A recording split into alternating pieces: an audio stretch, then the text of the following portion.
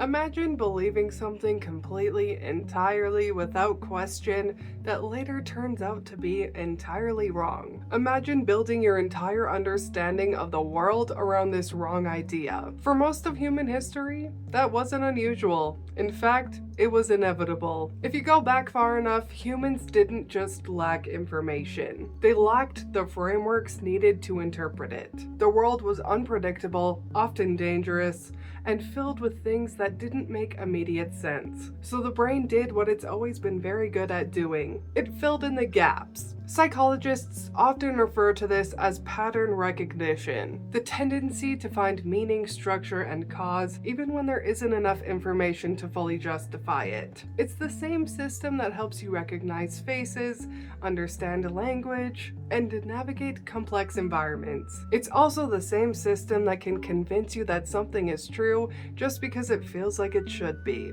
At one point, many people believed that illness wasn't caused by bacteria or viruses, but by something called the four humors, a theory developed in ancient Greece and associated with physicians like Hippocrates and later expanded by Galen. According to this idea, the body was made up of four fluids: blood, black bile, yellow bile, and phlegm.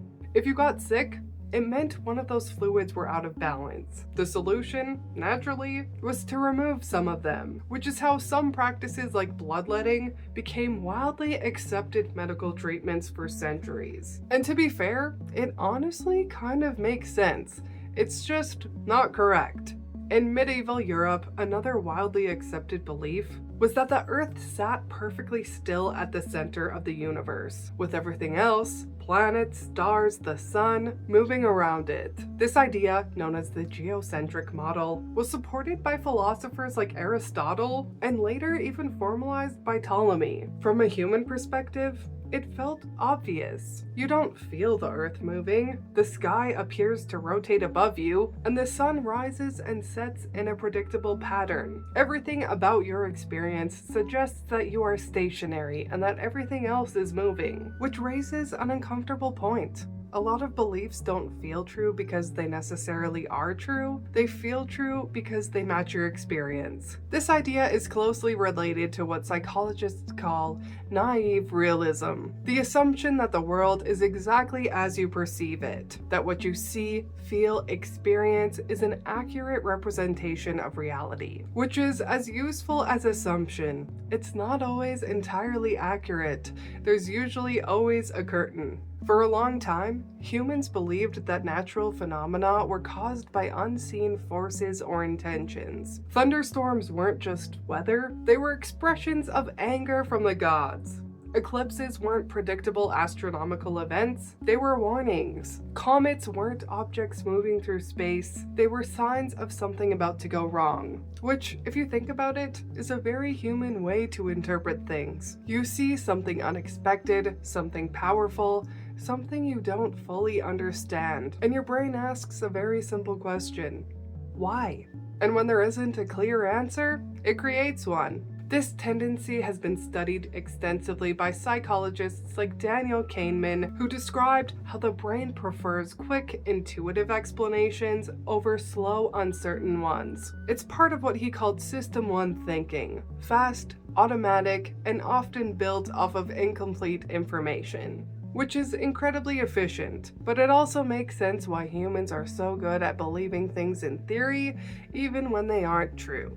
At one point, people believed that mice could spontaneously generate from piles of grain. If you left a container of wheat sitting long enough, mice would eventually appear. Not one or two, but enough to make it seem like they had come from the grain itself, when in reality, the grain was just attracting the mice. It was believed that certain diseases could be cured by touching specific objects. One example is in medieval Europe, kings were thought to have healing powers. People would line up to be touched, believing it could cure illnesses like scrofula. It was once thought that personality could be determined by the shape of your skull, a theory known as Phrenology, which, for a period of time, was taken very seriously. Looking back, these ideas seem strange, but at the time, they weren't. There were logical conclusions based on the information available. And that's the part that's easy to overlook.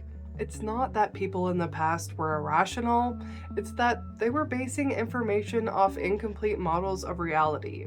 In many ways, belief isn't about truth, it's about coherence. Your brain is constantly trying to build a version of the world that simply just makes sense, even if that version isn't entirely accurate. It just prioritizes consistency over correctness, because consistency is how you function, which means that once a belief fits into your internal model, it becomes really hard to question it, even when it's wrong. And it doesn't just apply to people in the past, it applies to all of us now.